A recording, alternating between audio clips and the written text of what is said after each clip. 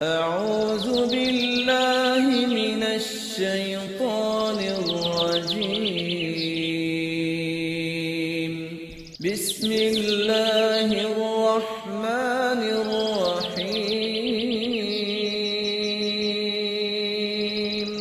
الرحمن علم القرآن خلق الإنسان علمه البيان.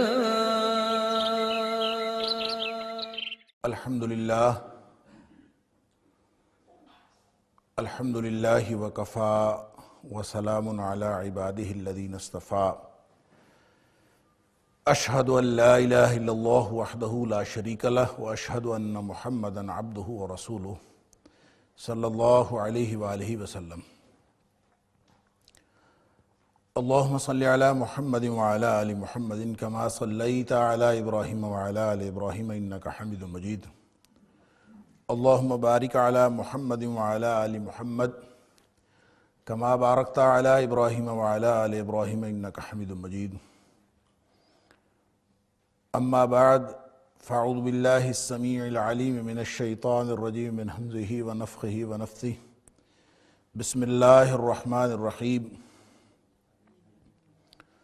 ألم تر إلى الذين خرجوا من ديارهم وهم ألوف حذر الموت فقال لهم الله موتوا ثم أحياهم إن الله لذو فضل على الناس ولكن أكثر الناس لا يشكرون. کیا تو نے دیکھا نہیں ان لوگوں کی طرف خرجوا من دیارہم جو اپنے گھروں سے نکل گئے، وہم الوف اور وہ ہزاروں کی تعداد میں تھے، حذر الموت نکلے تھے موت کے ڈر سے. فقال لهم اللہ موتوا پس اللہ نے فرمایا ان کے لیے کہ تم مر جاؤ. ثم احیاہم یعنی وہ مر گئے، پھر اللہ تعالیٰ نے ان کو دوبارہ زندگی عطا فرما دی. ان اللہ لذو فضل علی الناس اللہ تعالیٰ لوگوں پر فضل کرنے والا ہے. ولیکن اکثر الناس لا یشکرون اور لیکن لوگوں کی اکثریت ناشکری ہے، وہ شکر نہیں کرتے. سورۃ البقرہ کی آیت نمبر 243 ہے، اور یہاں سے جو گفتگو کا آغاز ہو رہا ہے لگتا یوں ہے کہ ایک نیا موضوع شروع ہو رہا ہے. آیت نمبر 243 سے لے کر 274 تک ایک ایسی ترغیب کا موضوع ہے جس کو جہاد کی ترغیب کہا جا سکتا ہے. اس میں بدنی اور جسمانی جہاد بھی شامل ہے، نفس کا جہاد بھی شامل ہے، اور اس میں مالی جہاد بھی شامل ہے. اس سے پیچھے معاشرتی مسائل بیان ہو رہے تھے، مرد اور عورت کا تعلق، خاندان کیسے بنتا ہے، اور پھر طلاق کے حوالے سے بہت سے پہلو اللہ کریم نے یہاں پہ بیان فرمائے. اصل میں اگر ہم تھوڑی پیچھے نگاہ ڈالیں تو جہاں سے یہ معاشرتی مسائل اور معاشرتی احکام کے بیان کا آغاز ہوا تھا وہاں بھی اللہ کریم نے جہاد ہی کی بات کی تھی، وہاں بھی مالی اور بدنی جہاد کی بات ہو رہی تھی. اور جہاں انفاق کی ترغیب میں یتیموں اور فقراء اور مساکین کی بات ہوئی تو پھر ساتھ ہی یتیموں کے حوالے سے رخ عورتوں کی طرف مڑ گیا، اور یوں سارے معاشرتی مسائل بیان کر دیے گئے.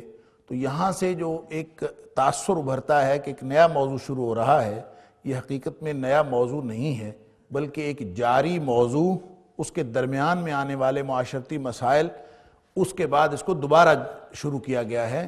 تو یہ قرآن پاک کا اسلوب یہی ہے. قرآن پاک میں جہاں کہیں اللہ تعالیٰ کوئی ایک مسئلہ اور ایک حکم بیان فرماتے ہیں، اس حکم کے متعلقہ جتنی باتیں ہوتی ہیں عام طور پر وہیں پہ اشارہ کر دیا جاتا ہے.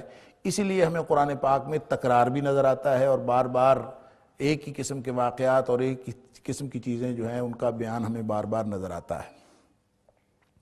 تو یہی حکمت یہاں پہ ہے کہ موضوع یہی تھا جس کا تعلق مالی اور بدنی جہاد کے ساتھ تھا، انفاق فی سبیل اللہ۔ اب یہاں سے بھی مالی اور بدنی جہاد کی ہی بات ہو رہی ہے، اور یہ موضوع اب آیت نمبر 274 تک چلے گا جیسا کہ میں نے عرض کیا۔ لیکن اس ترغیب کی تمہید کے طور پر یہاں پہ دو واقعات اللہ کریم نے بیان فرمائے، اور اس میں یہاں پہلا واقعہ علم تارا کہہ کے، دوسرا واقعہ بھی علم تارا کہہ کے بیان فرمایا ہے جو ابھی اگلی 246 نمبر آیت میں آئے گا۔ تو یہاں پہ آیت نمبر 243 میں علم تارا فرمایا، تو علم تارا کیا تو نے دیکھا نہیں، یہ اسلوب قرآن پاک کا، بلکہ اہل عرب کے ہاں یہ اسلوب اسی وقت ہوتا تھا جب کسی ایسے واقعے یا ایسے امر کی طرف نشاندہی کی جائے جو عام لوگوں میں مشہور ہے یا لوگوں کو بالعموم معلوم ہے۔ اگر لوگوں کو معلوم نہ ہو تو اس طرح کی بات علم تارا کہنے کا کوئی فائدہ نہیں ہے۔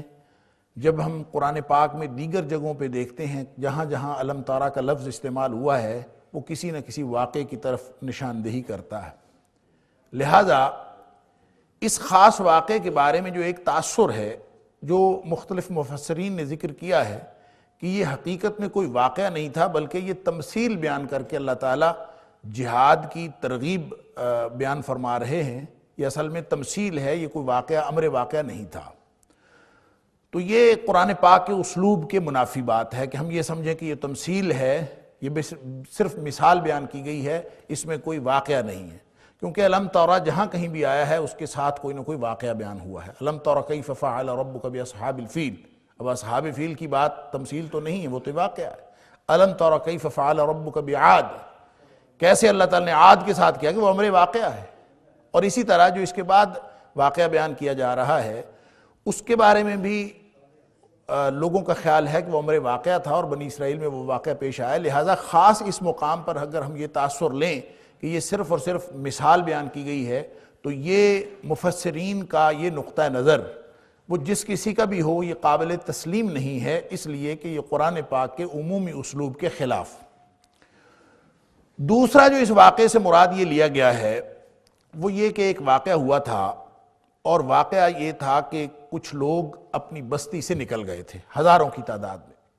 حضرت ابن عباس رضی اللہ تعالیٰ عنہ کے حوالے سے علامہ ابن کثیر نے یہ قول نقل کیا ہے کہ ان کی تعداد 8,000 تھی یا 10,000 تھی، تو اتنے لوگ جو تھے ہزاروں کی تعداد میں وہ نکل گئے تھے اور کسی وبا کی وجہ سے نکل گئے، یعنی طاعون پھیل گیا تھا۔ اور بہت سارے مفسرین جو ہیں اس بارے میں متفق ہیں کہ یہ بنی اسرائیل میں ایک واقعہ ہوا تھا کہ طاعون کی وبا پھیل گئی تھی۔ کچھ لوگوں نے کہا کہ ان کو جہاد کا حکم ملا تھا اور جہاد کے حکم سے بچنے کے لیے وہ لوگ اپنے گھروں سے نکل گئے تھے، لیکن یہ بات زیادہ درست محسوس نہیں ہوتی۔ طاعون کی وبا پھیل گئی تھی، اور یہ بھی ایک اسرائیلی روایت کے ذریعے سے ہی، یعنی اس کا کوئی ثابت شدہ کوئی بات نہیں ہے، مختلف جو نقطہ ہے نظر ہیں ان کی وجہ ہی یہی ہے کہ نبی اکرم صلی اللہ علیہ وسلم سے اس واقعے کے بارے میں کوئی صحیح حدیث منقول نہیں ہے۔ ہو سکتا ہے طاعون کی وبا والی بات زیادہ درست ہو، طاعون کی وبا پھیل گئی تھی، اس کے بارے میں تو بہت لمبی تفصیلات بھی مفسرین نے بیان کی ہیں کہ وہ لوگ سب نکلے تھے، 10,000 ان کی تعداد تھی اور ایک میدان میں اکٹھے ہو گئے تھے۔ تو اللہ تعالیٰ نے چونکہ وہ طاعون سے بچنے کے لیے وہاں سے نکلے تھے، اور اللہ تعالیٰ نے ان کے اوپر پھر بھی موت مسلط کر دی۔ اللہ تعالیٰ نے 2 فرشتے بھیجے، انہوں نے کوئی ایسی آواز نکالی جس سے سب کے اوپر موت طاری ہوگی۔ چونکہ وہ 10,000 کے قریب تھے، ارد گرد کے لوگ آئے ان کی تجہیز و تدفین کے لیے اور تکفین کے لیے، لیکن وہ تو اتنے زیادہ تھے اور 10,000 لوگوں کو کیسے دفن کیا جا سکتا تھا، لہٰذا انہوں نے ان کے ارد گرد ایک باڑ کر دی اور باڑ کر کے وہ چھوڑ کے چلے گئے، اور وہیں ان کی ہڈیاں گل سڑ گئیں۔ کہتے ہیں کہ ایک عرصے بعد وہاں سے اللہ کے ایک نبی کا گزر ہوا جس کا نام مفسرین نے حزقیل یا حزقیل لکھا ہے، علامہ ابن کثیر نے اس کا تلفظ حزقیل کیا ہے، حزقیل بھی ہو سکتا ہے، حزقیل بھی ہو سکتا ہے، واللہ اعلم۔ تو یہ ایک نبی تھے، اور یہ حضرت موسیٰ علیہ السلام کے بعد کہتے ہیں کہ یہ تیسری نسل میں یعنی تیسرے خلیفہ تھے، تو یہ ان کا وہاں سے گزر ہوا اور انہوں نے وہاں پہ دیکھا کہ ہڈیاں پڑی ہوئی ہیں، تو ان کو دیکھ کر ان کو خیال آیا، انہوں نے ان کے بارے میں دعا کی اور اللہ تعالیٰ نے ان کو پھر سے زندگی عطا فرما دی۔ اور جب سب زندہ ہوئے تو حیران ہو گئے وہ کہ ہم کہاں تھے اور کہاں آ گئے ہیں، اور حیران ہو کے ان سب کی زبان پر سبحانک لا الہ الا انت ان کی زبان پر تھا، اور یوں اللہ تعالیٰ نے ان کو زندگی دی۔ تو یہ واقعہ اللہ تعالیٰ نے یہ بیان فرمایا ہے کہ یہ ہزاروں کی تعداد میں نکلے تھے۔ الم تر الی الذین خرجوا من دیارہم، ان لوگوں کے بارے میں تمہیں معلوم نہیں ہے جو ہزاروں کی تعداد میں اپنے گھروں سے نکلے تھے، وہم الوف، ہزاروں کی تعداد میں تھے، حذر الموت، یہ موت کے ڈر سے نکلے تھے۔ یعنی موت کا ڈر کیوں تھا؟ وبا کی وجہ سے، طاعون کی وبا پھیلی تھی۔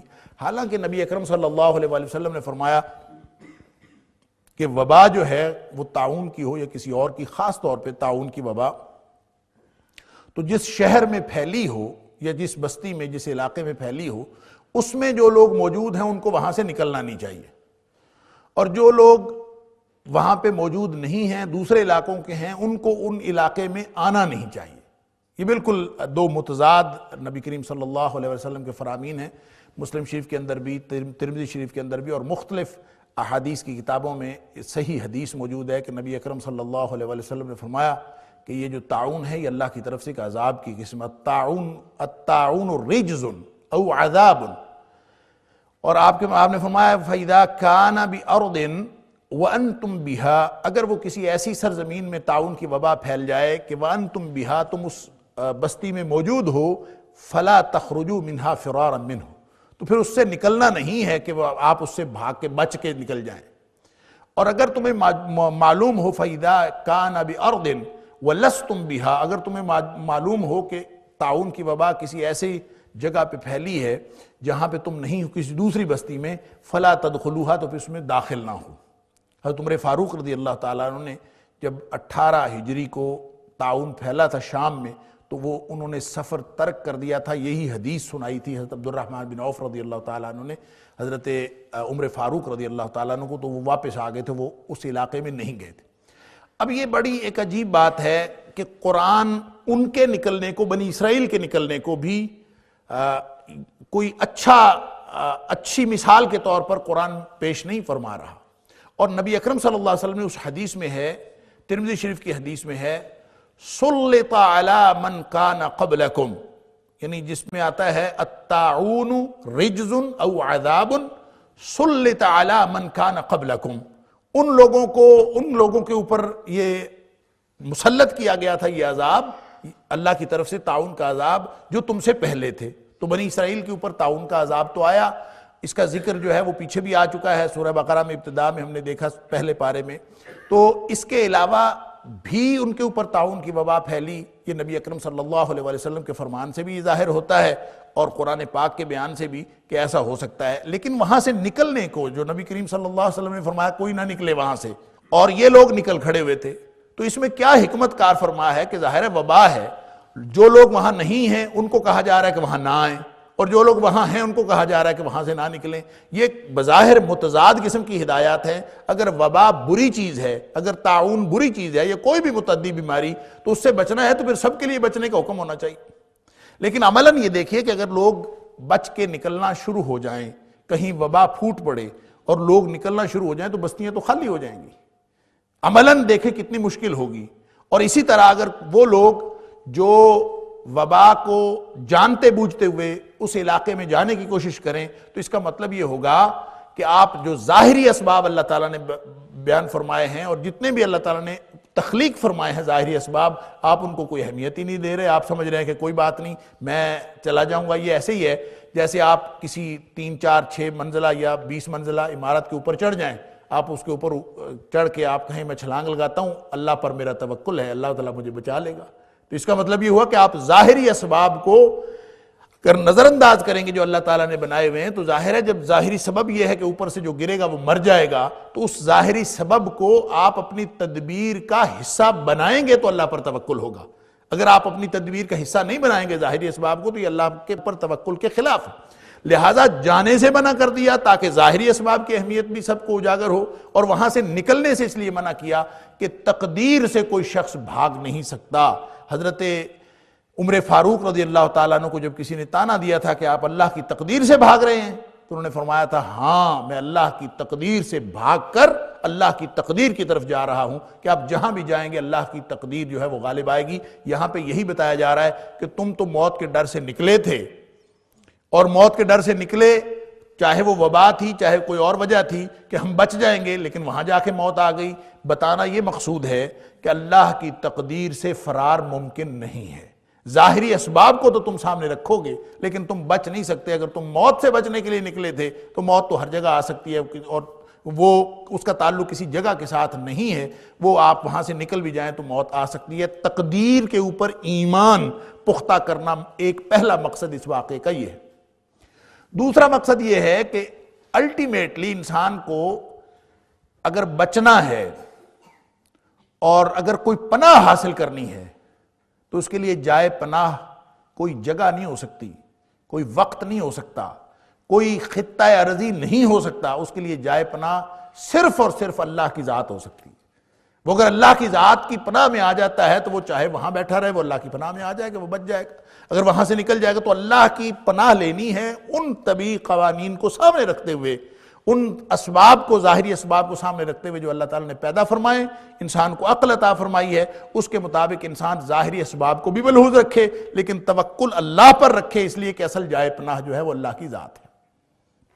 اور تیسری بات جو یہاں پہ ثابت کی گئی وہ یہ کہ ثم احیاہم, اللہ تعالیٰ نے ان کو موت بھی دی لیکن اس کے بعد اللہ تعالیٰ نے ان کو زندگی عطا فرما دی. علامہ ابن کثیر لکھتے ہیں کہ یہ معاد جسمانی کی دلیل قطعی ہے. جن لوگوں کو آخرت کے بارے میں شبہ ہوا ہے کہ پتہ نہیں آخرت کے بارے میں دوبارہ جو ہمارا جی اٹھنا ہے وہ جسمانی طور پر ہوگا یا روحانی طور پر ہوگا, کہ لمبی بحث ہے. یہاں پہ اگرچہ موضوع یہ نہیں ہے, موضوع تو ترغیب جہاد ہے, لیکن اس ترغیب جہاد میں ضمنی طور پر یہ ایک قطعی دلیل دی جا رہی ہے کہ جو اللہ دنیا میں انسانوں کو اپنے جسموں کے ساتھ دوبارہ پیدا کرنے پر قادر ہے, وہ اللہ موت کے بعد دوبارہ زندہ کرنے پر قادر کیوں نہیں ہے. اور اس کی بے شمار دلائل ہیں لیکن یہ ایک واقعہ جو ہے اس کی دلیل بنتا ہے. لیکن کچھ لوگوں نے ایک تیسرا موقف اختیار کیا ہے اس واقعے کے بارے میں. وہ یہ ہے کہ نہ تو یہ کسی تعاون کی وجہ سے کوئی ایسا واقعہ ہوا تھا, کیونکہ اس کی کوئی مستند سند ہمیں نہیں ملتی, یہ کوئی مستند واقعہ نہیں ہے, کوئی کسی صحیح حدیث میں نہیں آیا. تو ان کا خیال یہ ہے کہ ایسی کوئی وبا کا واقعہ بھی نہیں ہوا تھا اور نہ ہی یہ کوئی تمثیل ہے, بلکہ وہ کہتے ہیں کہ اس کا تعلق مانوی موت کے ساتھ ہے. اور جو جس کو کہا ثم موتوا ثم احیاہم فقال لهم اللہ موتوا, جس کو اللہ تعالیٰ نے کہا کہ مر جاؤ اور پھر ان کو اللہ تعالیٰ نے زندگی عطا کی, یہ موت جو تھی یہ جسم کی موت نہیں تھی بلکہ یہ اخلاق کی موت تھی, یہ ایمان کی موت تھی, ان کے ضمیر کی موت تھی. تو یہ مانوی موت تھی. اللہ تعالیٰ نے ان کے اندر ایک ایسی نسل پیدا ہو گئی تھی جو بے عمل بھی تھی, بے عقیدہ بھی تھی. ان کی اس کیفیت کو جو بد اخلاقی کا شکار ہو گئے تھے, نہ ان کے اندر کوئی حقوق العباد کی تمیز رہی تھی, نہ کوئی حقوق اللہ کی بات رہی تھی, اور وہ لوگ اپنی خواہش پرستی کی وجہ سے اور بت پرستی کی وجہ سے انتہائی ارذل مخلوق بن گئے تھے. اس لیے اللہ تعالیٰ نے ان کی اس کیفیت کو موتو یعنی موت کے مترادف قرار دیا ہے کہ وہ موت ہی تھی, تو پھر بعد میں اللہ تعالیٰ نے ان کو زندگی دی. اس تیسرے نقطہ نظر کی جو بنیاد ہے وہ دو باتیں ہیں. ایک تو بائبل کے اندر جو جہاں حضرت سموئیل نامی نبی کا ذکر ہے علیہ السلام کا, سموئیل یا شموئیل نامی, جس کا واقعہ اصل میں آگے 246 نمبر آیت میں جو واقعہ ہے وہ حضرت شموئیل کا ہے, لیکن بائبل میں بیان شدہ اس شموئیل علیہ السلام کے واقعے کو اس واقعے کے ساتھ جوڑا گیا ہے کہ انہوں نے وہ جو نبی پیدا ہوئے تھے وہ اس وقت جو کیفیت تھی بنی اسرائیل کی وہ یہ تھی کہ وہ اخلاقی طور پر, مذہبی طور پر, اللہ کے احکام کے اعتبار سے, حقوق اللہ کے اعتبار سے, حقوق العباد کے اعتبار سے انتہائی مردہ قوم تھی, جس مردگی کی حالت میں حضرت شموئیل علیہ السلام کو اللہ تعالیٰ نے ان کے اندر مبعوث کیا تھا. بلکہ لوگوں نے تو یہ بھی لکھا ہے بائبل کے حوالے سے کہ ان کے ہاں عملی طور پر یعنی جو نسل تھی, نسلی طور پر بھی وہ کچھ باقی نہیں بچا تھا, اس لیے کہ ان کے ہاں جو نسل چلتی تھی انبیاء کی وہ بنو لاوی سے چلتی تھی. یعنی جو حضرت یعقوب علیہ السلام کے 12 بیٹے تھے ان میں سے بنو لاوی جو تھے ان کے اندر ان کی نبوت چلتی تھی, اور ان کی اس نسل میں بھی کوئی باقی نہیں بچا تھا. یہ بائبل کا بیان ہے کہ ان کی اس نسل میں بھی کوئی باقی نہیں بچا تھا. اگر کوئی بچا تھا, ایک عورت بنو لاوی میں سے بچی تھی, باقی سب فوت ہو گئے یا مارے گئے, یا ان کے اوپر جو ہے وہ عمالقہ مسلط ہو گئے, انہوں نے ان کو گھروں سے بھی نکال دیا اور سب کچھ ہو گیا. اور ان میں سے اگر کوئی بچی تھی تو وہ صرف ایک عورت بچی تھی, اور اتفاق سے وہ اپنا خامد، ان کا شوہر فوت ہونے سے پہلے وہ عورت جو تھی وہ پریگننٹ تھی، تو سارے بنی اسرائیل یہ دعائیں کرتے تھے کہ کوئی اللہ تعالیٰ ان میں سے ہمیں، بنو لاوی میں سے چونکہ نبوت آتی تھی تو کوئی نبی عطا فرما دے تو شاید ہماری واپسی ہو جائے۔ تو وہ مردگی کی حالت تھی اس دور میں، اس مردگی میں اللہ تعالیٰ نے اس عورت سے سموئیل نامی علیہ السلام نبی جو ہے وہ مبعوث فرمائے، جن کے ذریعے سے اس قوم کی واپسی ہوئی۔ ثم احیاہم کا جو اشارہ ہے یہ اسی طرف ہے کہ وہ قوم جو ظاہری طور پر، عملی طور پر، معنوی طور پر مردہ ہو چکی تھی، اللہ تعالیٰ نے ان کو زندگی عطا فرمائی۔ یہ تو ایک تو بیس اس کی بائبل۔ دوسری بیس اس کی سورہ مائدہ کی آیت نمبر 21 سے 26 تک، وہاں بھی اللہ تعالیٰ نے ایک واقعہ بیان کیا ہے، اور وہ ہے حضرت موسیٰ علیہ السلام کے فوراً بعد کا، کہ حضرت موسیٰ علیہ السلام کے دنیا سے تشریف لے جانے کے بعد، یعنی جب حضرت موسیٰ علیہ السلام ان کو، بنی اسرائیل کو مصر سے نکال کر لائے تھے، جو اصل تاریخی خروج ہے کہ وہاں سے نکال کر لائے تھے، تو انہوں نے آنا تھا تو فلسطین میں آنا تھا، اور فلسطین میں اس وقت مالکہ کی حکومت تھی، اور وہ جو اللہ تعالیٰ نے موسیٰ علیہ السلام کے ذریعے سے ان کو کہلوایا تھا، یا قوم ادخلوا الارض المقدسۃ التي کتب اللہ لکم، یہ جو ارض مقدس ہے فلسطین کی بستی، اس میں تم داخل ہو جاؤ، اللہ تعالیٰ نے یہ بستی تمہارے لیے لکھ دی۔ لیکن ان میں جو تھے وہ عمالقہ، وہ بڑے لمبے تڑنگے لوگ تھے، انہوں نے جا کے جب دیکھا، ہر قبیلے کے 2 افراد گئے، انہوں نے جا کے دیکھا، حیران رہ گئے، انہوں نے کہا ان فیہا قوما جبارین، اللہ اس میں تو بڑے زبردست اور زوراور لوگ ہیں، ہم سے نہیں لڑا جاتا۔ اور جب موسیٰ علیہ السلام نے بار بار ان سے کہا کہ تم جا کے لڑو، تو انہوں نے انکار کر دیا، اور انہوں نے کہا کہ اے موسیٰ علیہ السلام فَاذْهَبْ أَنْتَ وَرَبُّكَ فَقَاتِلَا، تو اور تیرا رب چلے جاؤ اور جا کے لڑو، فَإِنَّا هَاهُنَا قَاعِدُونَ، ہم تو یہاں بیٹھے ہوئے، جب تک وہ ہیں ہم نے کوئی نہیں لڑنا۔ اللہ تعالیٰ نے آیت نمبر 21 سے 26 سورۃ المائدہ میں اس کا ذکر کیا، اور بعد میں آئے گا وہ۔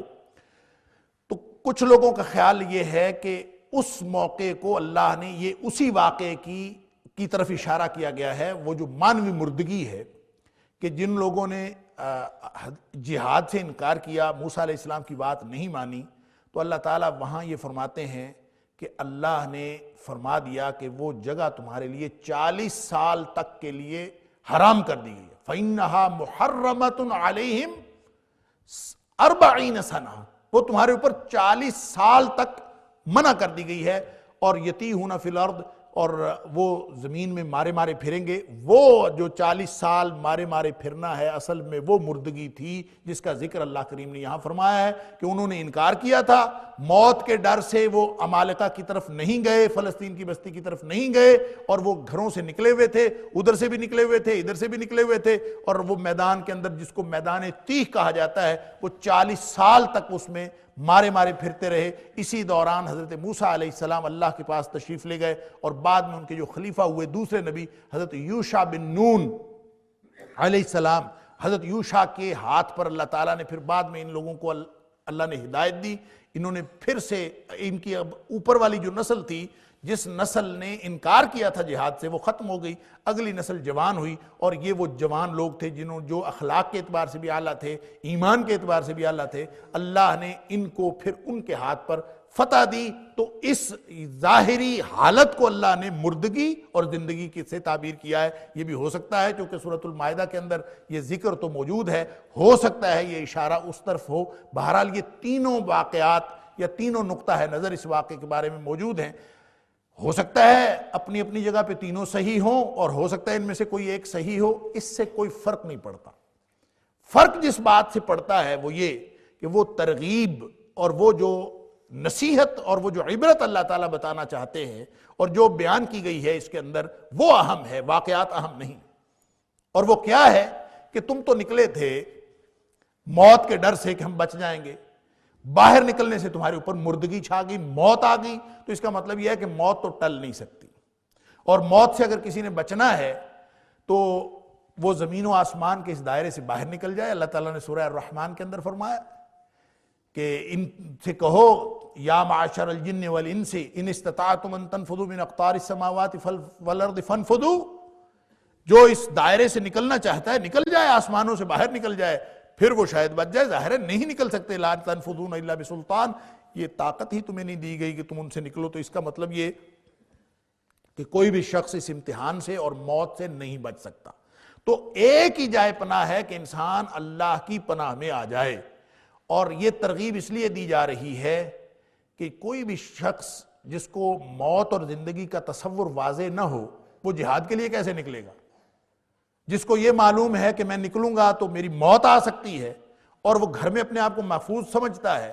ہم تو ایسے ماحول میں پروان چڑھے ہیں کہ ہم تو اپنے اوپر رضائی لے لیں یا اپنے اوپر کھیس لپیٹ لیں تو اپنے آپ کو محفوظ سمجھنا شروع کر دیتے ہیں کہ ہم محفوظ ہو گئے ہیں.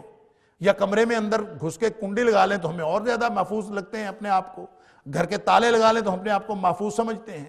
تو اصل میں وہ تصور واضح کرنا ہے اس پورے واقعے کا سے اصل مراد جو ہے یہ تصور واضح کرنا ہے کہ کوئی بھی شخص یا کوئی بھی قوم اس وقت تک جہاد کر نہیں سکتی جب تک اس کے ذہن میں یہ بات نہ راسخ ہو جائے کہ موت اور زندگی اللہ کے ہاتھ میں ہے. حضرت خالد بن ولید رضی اللہ تعالیٰ عنہ ساری زندگی جہاد کرتے رہے.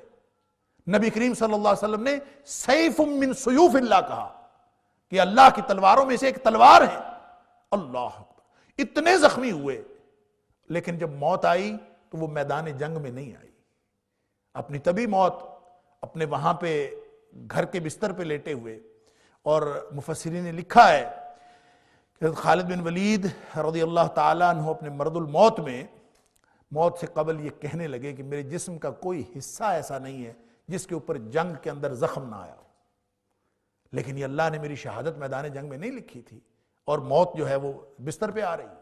اللہ حاضر القیاس. جس کو اللہ نے جہاں موت آنی ہے موت اور زندگی تو اللہ کے ہاتھ میں ہے. جہاد کرنے کا مطلب یا قتال کرنے کا مطلب یا دشمن سے ٹکرا جانے کا مطلب اپنی موت نہیں ہے. یہ تصور ذہن سے نکلنا چاہیے کہ ٹکرا جانے کے باوجود جتنا ٹکرائے خالد بن ولید رضی اللہ تعالیٰ عنہ جب وہ بھی مسلمان نہیں ہوئے تھے تب بھی ساری زندگی جنگوں میں گزری مسلمانوں کے خلاف لڑتے ہوئے. جب مسلمان ہو گئے تو ساری زندگی جنگوں میں گزری کافروں کے خلاف لڑتے ہوئے. لیکن موت جب آئی تو وہ تو بستر پہ آئی. ابھی اللہ کا کام ہے. لیکن ایک بات ذہن میں رکھیے نبی اکرم صلی اللہ علیہ وسلم نے فرمایا مسلم شریف کی حدیث ہے کہ کوئی شخص اگر شہادت کی تمنا کرتا ہے اور سچی تمنا کرتا اس کی تمنا ہے شہادت کی کہ اللہ مجھے شہادت کی موت عطا فرمائے اور وہ سچی تمنا کرتا ہے اور دعا کرتا ہے اللہ سے کہ اللہ مجھے شہادت کی موت عطا فرما تو بھلے اس کی موت بستر پر آئے اللہ اس کو شہادت عطا فرما دیتا ہے.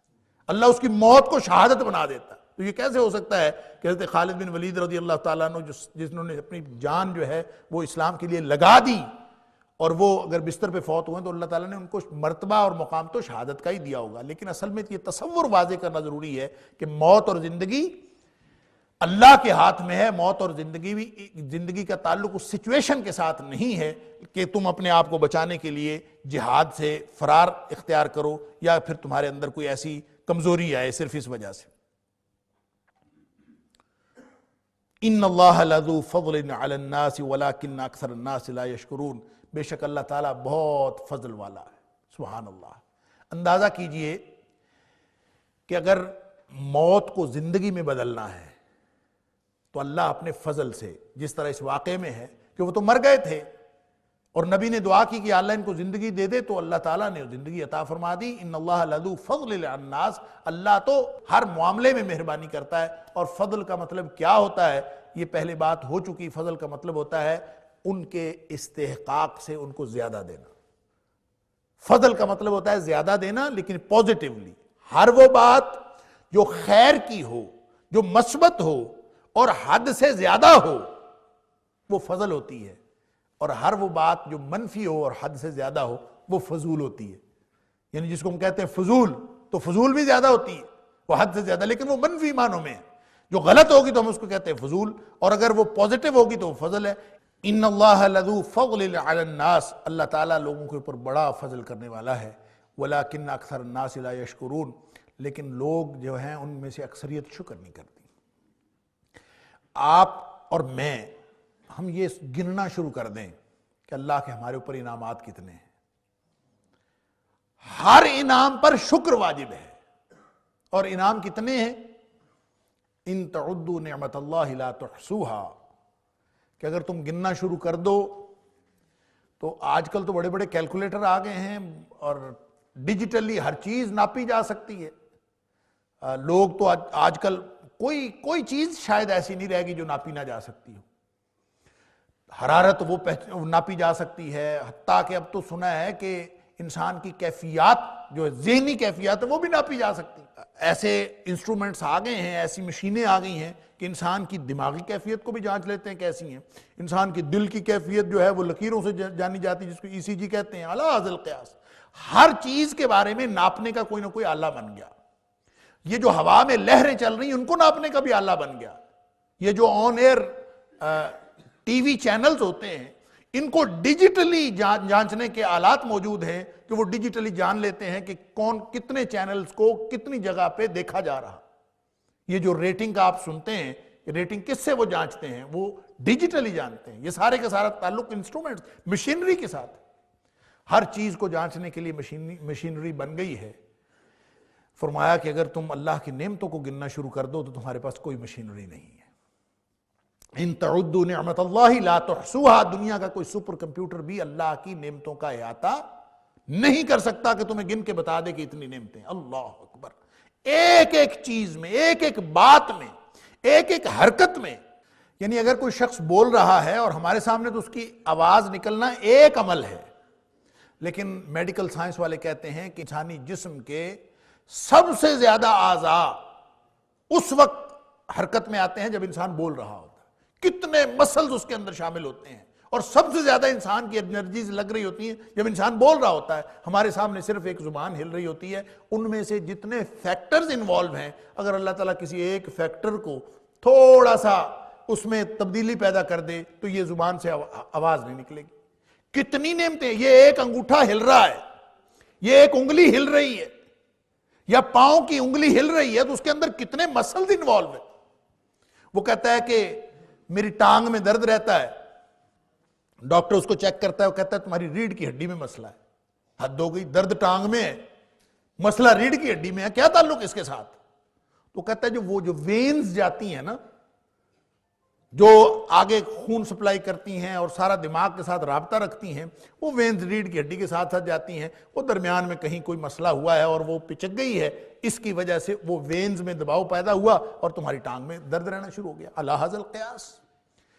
کون کون سی بات ہے، اللہ اکبر، کہ جس کو انسان گن سکے اور سمجھ سکے. جسمانی صلاحیتیں جو اللہ نے عطا فرمائی ہیں، انسان ساری زندگی اپنی ساری میڈیکل سائنس اس بات پہ کھپا دے کہ یہ جو ایک جسم کے اندر اللہ نے نعمتیں عطا فرمائی ہیں، انسان تو اس کو نہیں گن سکتا، باقی ساری کائنات کو رہنے دے. آج تک جو جتنی تحقیقات ہو رہی ہیں اور جتنی اسپیشلائزیشن ہو رہی، پہلے ڈاکٹر ہوتا تھا انسان کے بارے میں بتاتا تھا، اب ڈاکٹر کیا کرتا ہے؟ دماغ کا الگ ڈاکٹر ہے، سکن کا الگ ڈاکٹر ہے، دل کا الگ ڈاکٹر ہے، معدے کا الگ ہے، انتڑیوں کا الگ ہے، ہر چیز کا الگ ڈاکٹر، ہڈیوں کا ڈاکٹر الگ ہے. لیکن وہ بھی ابھی تک اس علم کی حد کو نہیں پہنچے کہ وہ اللہ تعالیٰ کی نعمتوں اور اللہ تعالیٰ کے انعامات کا احاطہ کر سکے. کوئی کر سکتا ہی نہیں. یہ اللہ کا چیلنج ہے. ان تعدوا نعمت اللہ لا تحصوها. جب اتنے انعامات ہیں اللہ کے اور ہر نعمت پر شکر واجب ہے، وَلَٰكِنَّ أَكْثَرَ النَّاسِ لا یشکرون. فضل اللہ کرتا ہے، لوگ شکر نہیں کرتے. تو شکر واجب ہے. تو شکر کیا ہے؟ شکر کی ساری تفصیلات سے قطع نظر، شکر ایک تو یہ ہے کہ انسان ان نعمتوں کو جو بھی اللہ نے عطا فرمائی ہیں اللہ کی مرضی سے استعمال کرے. ایک تو شکر یہ ہے کہ اللہ نے زندگی دی ہے، اللہ نے طاقت دی ہے، وہ اللہ کے لیے استعمال ہونی چاہیے نا.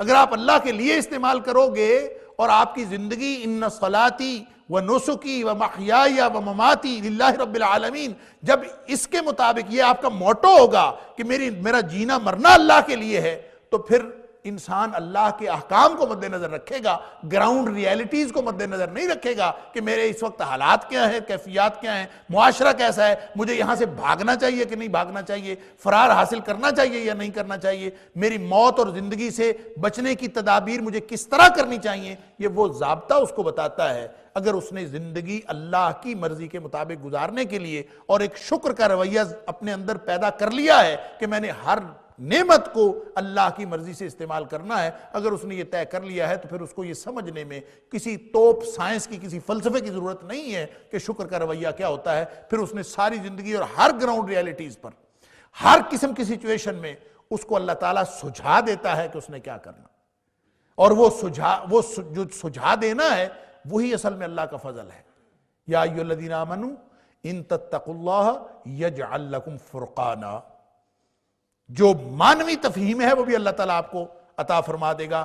جب کبھی اے ایمان والو اگر تم اللہ کا تقوی اختیار کرو گے، زندگی اللہ کی مرضی سے گزارنے کی کوشش کرو گے، زندگی اللہ کی ناراضگی سے بچنے کی کوشش میں گزارنے کی کوشش کرو گے، اگر تم اس طرح سے زندگی بسر کرو گے تو اللہ تعالیٰ تمہارے اندر ایک پیمانہ فٹ کر دے گا. ایک تو ہے تفہیم کا پیمانہ، ایک کہتے ہیں پریکٹیکل وزڈم، وہ عقل جو آپ کو عملی طور پر ہر موقع پر درکار ہے. ادھر کو جانا ہے کہ ادھر کو جانا ہے، اس راستے کو لینا ہے یا اس راستے کو لینا ہے، آپ نے کون سا طرز عمل اختیار کرنا ہے، کسی بھی سچویشن میں آپ نے کیا کرنا ہے، یہ وہ ساری ہدایت ہے اور یہ وہ ساری فرقان ہے اور یہ وہ پیمانہ ہے پریکٹیکل وزڈم کا. سب کچھ اللہ تعالیٰ آپ کو عطا فرما دے گا. صرف ضرورت اس بات کی ہے کہ تم شکر کی زندگی گزارنا شروع کر دو. ان اللہ لذو فضل علی الناس، اللہ تو فضل کرتا ہے، ولکن اکثر الناس لا یشکرون، لوگ شکر نہیں کرتے. اگر لوگ شکر کریں گے تو پھر ان کی حالات بھی بہتر ہو جائیں گے، گراؤنڈ ریالٹیز بھی ٹھیک ہو جائیں گی، اور پھر لوگوں کو ہر قسم کی سچویشن میں حکمت عملی، خارجہ پالیسی اور داخلہ پالیسی بنانے کی وہ صلاحیت بھی عطا ہو جائے گی جو ان کے لیے بہترین اور فائدہ مند حکمت عملی ہوگی. وقاتلوا فی سبیل اللہ واعلموا ان اللہ سمیع علیم. اب اصل بات جو بتانی تھی وہ تو ترغیب کے لیے اور تمہید کے لیے. یہ پچھلا یہ واقعہ بھی اور آگے بھی ایک واقعہ بیان ہو رہا ہے، یہ دونوں واقعات تو ترغیب اور تمہید کے لیے. اصل حکم کیا ہے؟ وقاتلوا فی سبیل اللہ، اللہ کے راستے میں لڑو. موت نہیں آتی. تمہارا خیال ہے لڑنے سے موت آتی؟ لڑنے سے موت نہیں آتی. تمہارا خیال ہے نہ لڑنے سے موت سے انسان بچ جاتا ہے؟ نہیں بچتا. موت ہر ایک کو آنی ہے. لہٰذا اس کا تعلق موت کے ساتھ نہیں ہے، اس کا تعلق اللہ کے حکم کو ماننے کے ساتھ ہے. وقاتلوا فی سبیل اللہ، اللہ کے راستے میں لڑو. وعلموا ان اللہ سمیع علیم، اور جان رکھو کہ اللہ تعالی ہر چیز کا سننے والا اور ہر چیز کا جاننے والا ہے. اللہ کو معلوم ہے کہ تم کون سا کام کس مقصد کے لیے کر رہے. اگر یہ طرز عمل کسی کا یہ ہے کہ وہ گھر میں بیٹھا ہوا ہے، آسائش کی زندگی گزار رہا ہے، اگر کسی کا طرز عمل یہ ہے تو یہ اس کے ایمان کو ظاہر بھی کرتا ہے. اللہ کو سب معلوم ہے. اگر تم لڑتے نہیں ہو، اگر اللہ کے راستے میں تمہارا قتال فی سبیل اللہ کی کوئی سچویشن آئے اور تم اس سچویشن میں اللہ کے راستے میں نہیں نکلتے، تو اللہ کو معلوم ہے کہ تم کیوں نہیں نکلتے. اور نبی پاک صلی اللہ علیہ وسلم نے فرمایا کہ جو شخص مر گیا اس حالت میں، صحیح حدیث ہے، نبی پاک صلی اللہ علیہ وسلم نے فرمایا من مات ولم یغزو، جو مر گیا اور زندگی میں کبھی اس نے جہاد نہیں کیا، لڑا نہیں کبھی، وَلَمْ يُحَدِّثْ بِهِ نَفْسَهُ، اس کے دل پر کبھی خیال بھی نہیں آیا کہ میں نے لڑنا ہے. اللہ اکبر. فرمایا مات علی شعبۃ من نفاق، وہ نفاق کی حالت میں مرا، منافقت میں مرا. اس کا تو ایمان ہی کامل نہیں تھا. جس کا ایمان کامل ہوتا ہے وہ پھر موت اور زندگی کی بنیاد پر اپنی زندگی کی پلاننگ نہیں کرتا، وہ اللہ کے حکم کی بنیاد پر اپنی زندگی کی پلاننگ کرتا. لہذا فرمایا وہ جو نکلے تھے، اشارہ ہے اس واقعے کی طرف، وہ جو نکلے تھے تو کیا وہ بچ گئے؟ فقال لهم اللہ موتوا، نکلنے کے باوجود موت آنی ہے تو وہ تو آ جانی، گھر میں پڑے ہوئے ہوں تب بھی موت آ جانی ہے. لہذا اللہ کے راستے میں اپنی جان مال سب لگا دو. آگے فرمایا من ذا الذی یقرض اللہ قرضا حسنا فیضاعفہ لہ اضعافا کثیرا واللہ یقبض ویبسط والیہ ترجعون. کون ہے جو اللہ کو قرض دے، قرضا حسنا، اچھا قرض، فیضاعف لہ، پھر وہ اس کو بڑھا چڑھا کر دے اس کے لیے، اضعافا کثیرا، کوئی گناہ تک اللہ تعالیٰ بڑھا چڑھا کر اس کو واپس کرتا ہے. اللہ اکبر. واللہ یقبض، اللہ ہی سکیڑ دیتا ہے، کسی چیز کو کم کر دیتا ہے، تنگ کر دیتا ہے. وَيَبْسُطُ، اور اللہ ہی کھلا کر دیتا ہے، فراخ کر دیتا ہے، کشادگی عطا کرتا ہے. وَإِلَيْهِ تُرْجَعُونَ، اسی کی طرف تم لوٹ کر جانے والے ہو. اب جیسے تصور واضح کیا جا رہا ہے، ساتھ عمل کی تلقین کی جا رہی ہے اور تاکید کی جا رہی ہے، اسی طرح یہ بھی یہاں تصور بھی کلیئر کیا جا رہا ہے، عملی تلقین بھی ہے کہ مالی جہاد بھی کرو، صرف بدنی جہاد نہیں، مالی جہاد بھی کرو، پیسہ بھی خرچ کرو، اپنی جان بھی خرچ کرو اللہ کے راستے میں، اور لڑنا اس لیے نہیں ہوتا. نبی کریم صلی اللہ علیہ وسلم سے پوچھا گیا کہ ایک شخص اس لیے لڑتا ہے کہ میری شہرت ہو جائے, لوگ کہیں کہ بڑا سورما ہے. ایک شخص اس لیے لڑتا ہے کہ اس کو مال غنیمت ہاتھ آئے, اور ایک شخص اس لیے لڑتا ہے کہ میں اللہ کے دین کو غالب کروں. تو کون سی لڑائی جو ہے وہ جہاد ہے؟ نبی کریم صلی اللہ علیہ وسلم فرمایا جو شخص اس لیے لڑتا ہے لِکَلِمَةِ اللَّهِ هِيَ الْعُلْيَا, جو اللہ کے کلمے کو بلند کرنا چاہتا ہے, صرف اللہ کی ذات, اللہ کے کلمے کو, اللہ کے دین کو بلند کرنے کے لیے جو لڑتا ہے, صرف اس کو جہاد ہے. جو فساد پھیلانے کے لیے لڑتا ہے وہ جہاد نہیں ہے. جس کے نتیجے میں فساد پھیلتا ہے, جس کے نتیجے میں امت پریشان ہوتی ہے, جس کے نتیجے میں بگاڑ پیدا ہوتا ہے, جس کے نتیجے میں اللہ کے دین کو نقصان ہوتا ہے, وہ جہاد نہیں ہے. وہ چاہے آپ قرآن کی آیات پڑھ کر جہاد کر رہے ہیں. فرمایا جو اللہ کے کلمے کو بلند کرنے کے لیے وہ جہاد. اب یہاں پہ ایک مالی جہاد کے بارے میں ایسا پیرایا اختیار کیا ہے کہ تم میں سے کون ہے جو اللہ کو قرض دے. اللہ اکبر. دیکھیں قرض اور امانت میں فرق ہوتا ہے. جب کوئی قرض دے دیتا ہے نا تو قرض میں اصل جو مالک ہے اس کا حق تو باقی رہتا ہے, لیکن جس کو دیا جاتا ہے اس کا حق استعمال بھی اس میں ہوتا ہے. وہ حق استعمال بھی ہوتا ہے اور اس میں اس کا وہ حفاظت کا ذمہ دار بھی ہے. حفاظت کا ذمہ دار ہے, حق استعمال ہے, اور اگر اس میں کچھ تلفی ہو جائے, کچھ تلف ہو جائے تو وہ ذمہ دار, مقروض ذمہ دار ہوتا ہے واپس کرنے کا. امانت کا تصور یہ نہیں ہے. آپ نے کسی کے پاس امانت رکھی اور جس کے پاس امانت رکھی گئی ہے اس نے پوری حفاظت کی, اس نے کوئی کوتاہی نہیں کی, لیکن امانت چوری ہو جائے, وہ ڈیمیج ہو جائے, کوئی نقصان ہو جائے تو وہ واپس کرنے کا پابند نہیں ہے کیونکہ وہ امانت تھی. لیکن امانت میں اس کو حق استعمال بھی نہیں ہوتا. تو اللہ تعالیٰ نے یہ نہیں فرمایا کہ اپنا مال مجھے دے دو, میں امانت کے طور پر اپنے پاس رکھ لوں گا. فرمایا قرض کے طور پر مجھے دے دو. اور قرض کا کیا مطلب ہے کہ میں پابند ہوں تمہیں واپس کرنے کا, یہ میرے ذمے ہے. میرا قرض جو تم مجھے دو گے, میرے رستے پر جو خرچ کرو گے, وہ میرے ذمے ہے. یعنی سارا کچھ مال, ہر چیز کس کی دی ہوئی ہے؟ اللہ کی دی ہوئی. اللہ کا دیا ہوا مال اپنے دیے ہوئے میں سے کچھ لیتا ہے واپس. کتنا فضل ہے اس کا. ان اللہ لذو فضل علی الناس. وہ کتنے بڑے فضل والا ہے, اپنی دی ہوئی چیز, اور وہ اپنے بندوں کو, فقراء و مساکین کو کہتا ہے دے دو, اور اس کو میں اپنے ذمے قرض سمجھوں گا. من ذا الذی یقرض اللہ قرضا حسنا. کون ہے جو اللہ کو اچھا قرض دے؟ اور اچھا قرض کا مطلب یہ ہے کہ چونکہ اللہ نے اپنے ہاتھ میں تو نہیں لینا, اللہ تعالیٰ نے تو اپنے بندوں کے ذریعے سے لینا ہے کہ تم خرچ کرو فقراء و مساکین پر, تم خرچ کرو ضرورت مندوں پر, تم خرچ کرو جو تمہارے معاشرے کے اندر ضرورت مند ہیں, تم خرچ کرو اللہ کے کلمے کو بلند کرنے کے لیے, تم خرچ کرو اللہ کے دین کی تعلیم اور تبلیغ اور اشاعت کے لیے.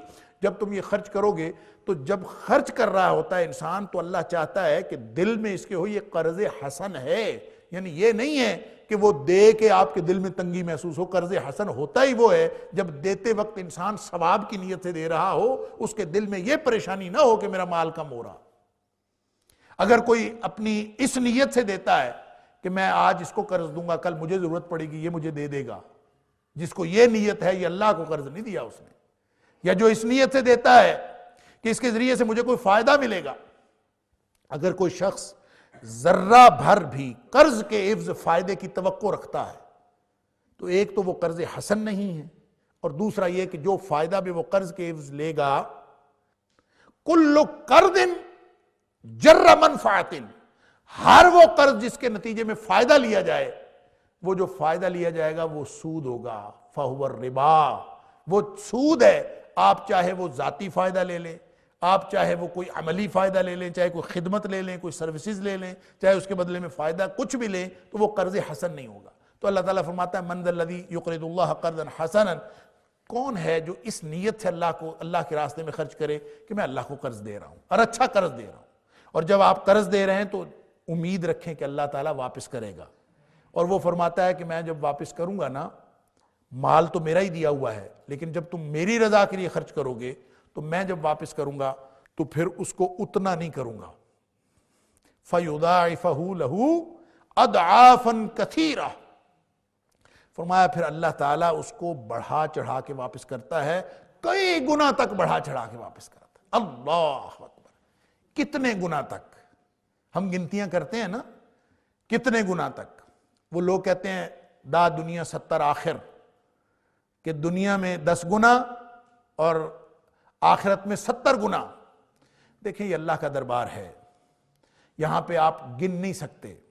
ایک صحابی آیا ابو عثمان النہدی رضی اللہ تعالیٰ عنہ, وہ آ کے حضرت ابو ہریرہ رضی اللہ تعالیٰ عنہ کہتا ہے کہ میں نے سنا ہے کہ آپ جو ہیں وہ لوگوں کو کہتے ہیں کہ اللہ تعالیٰ ایک نیکی کا بدلہ 10 لاکھ گنا بھی دے دیتا ہے. سنا ہے آپ یہ کہتے ہیں کہ اللہ تعالیٰ 10 لاکھ گنا دے دیتا ہے. الف حسنہ, یعنی 10 لاکھ گنا. تو حضرت ابو ہریرہ رضی اللہ تعالیٰ عنہ فرماتے ہیں کہ اس میں حیرت کی کیا بات ہے, میں نے تو نبی کریم صلی اللہ علیہ وسلم سے سنا ہے کہ ان اللہ تعالی لا یضاعف الحسنات, اللہ تعالیٰ ہر نیکی کو بڑھا کے دیتا ہے. کتنا؟ الف حسنہ. اللہ تعالیٰ اس کو 20 لاکھ گنا بڑھا کے دیتا ہے واپس. 20 لاکھ گنا, یعنی وہ جو ہم نے اس میں گنا نا, سورہ بقرہ میں آگے 261 نمبر آیت آئے گی, مثل الذین ينفقون اموالهم, جیسے کوئی ایک دانہ آپ نے کاشت کیا, اس میں سے 7 بالیاں نکلی, ہر ایک میں 100 دانے, گویا 700 گنا تک ہو گیا. لوگوں نے یہاں سے گنتی بنا لی کہ ایک نیکی کا ثواب 700 گنا ہے. وہ فرما رہے ہیں 20 لاکھ. نبی کریم صلی اللہ علیہ وسلم نے مسند احمد کی روایت اور صحیح حدیث ہے. لیکن یہ 700 گنا بھی جہاں اللہ تعالیٰ نے فرمایا ہے, ابھی 261 نمبر آیت آ جائے گی, وہاں پہ اللہ تعالیٰ نے یہ فرمایا واللہ یضاعف لمن یشاء. اللہ تعالیٰ نے یہ 700 گنا تمہیں سمجھانے کے لیے بتایا ہے, ویسے اللہ جتنا چاہتا ہے بڑھا دیتا ہے. ابن ابی حاتم کی ایک روایت علامہ ابن کثیر نے نقل کی ہے, وہ فرماتے ہیں کہ نبی کریم صلی اللہ علیہ وسلم نے اللہ سے دعا کی تھی کہ یا اللہ یہ جو میرے بندے تیرے رستے میں خرچ کرتے ہیں نا, ان کو تو بے حساب اجر عطا فرما. اس میں پہلے تو اللہ تعالیٰ نے یہ فرمایا کہ میں 700 گنا تک دوں گا, تو پھر اللہ تعالیٰ نے نبی اکرم صلی اللہ علیہ وآلہ وسلم کی اس دعا کو اس طرح سے قبولیت بخشی. اللہ تعالیٰ نے فرمایا انما یوفی الصابرون اجرہم بغیر حساب, جو اللہ کے راستے میں خرچ کر کے ڈٹنے والے ہیں اللہ تعالیٰ ان کو بغیر حساب